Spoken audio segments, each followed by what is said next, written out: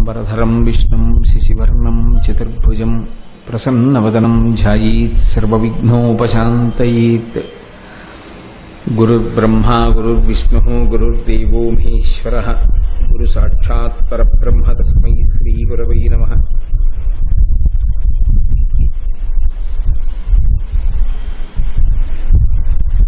వ్యాసాయ విష్ణురూపాయ వ్యాసరూపాయ విష్ణవే నమో వై బ్రహ్మనిధయే వాసిష్ఠాయ నమో నమః. కూజంతం రామ రామీతి మధురం మధురాక్షరం ఆరుహ్య కవితాశాఖాం వందే వాల్మీకికోకిలం. శ్రుతిస్మృతిపురాణానాం ఆలయం కరుణాలయం నమామి భగవత్పాదశంకరం లోకశంకరం.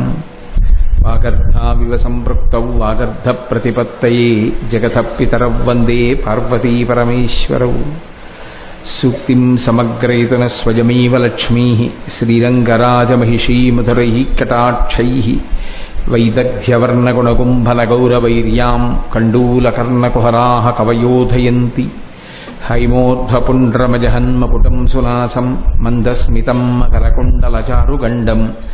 బింబాధరం బహుళదీర్ఘకృపాకటాక్షం శ్రీవేంకటేశముఖమాత్మని సన్నిధత్తాం. విమలపటీ కమలకుటీ పుస్తకరుద్రాక్షసస్తహస్తపుటీ కామాక్షీ పక్ష్మలాక్షీ కలిత విపంచీ విభాసి వైరించి. మనోజవం మారుతతుల్యవేగం జితేంద్రియం బుద్ధిమతాం వరిష్టం.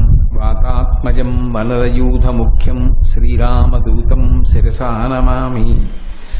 ఆపదామపహర్తారం దాతారం సర్వసంపదాం లోకాభిరామం శ్రీరామం భూయో భూయో నమామ్యహం. హరి ఓం.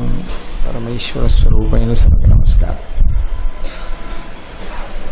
గోవు గురించి మాట్లాడుతూ ఒక మాట అంటారు.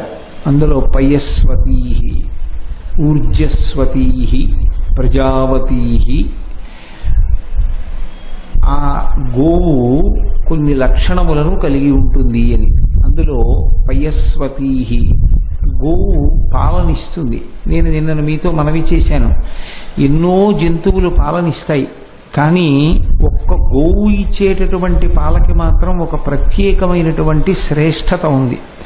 ఏమిటి ఆ శ్రేష్టత అంటే, ఆ ఆవు లేనినాడు అసలు యజ్ఞము యాగము అనేటటువంటి కార్యక్రమాలు లేవు, హోమ ప్రక్రియ ఉండదు.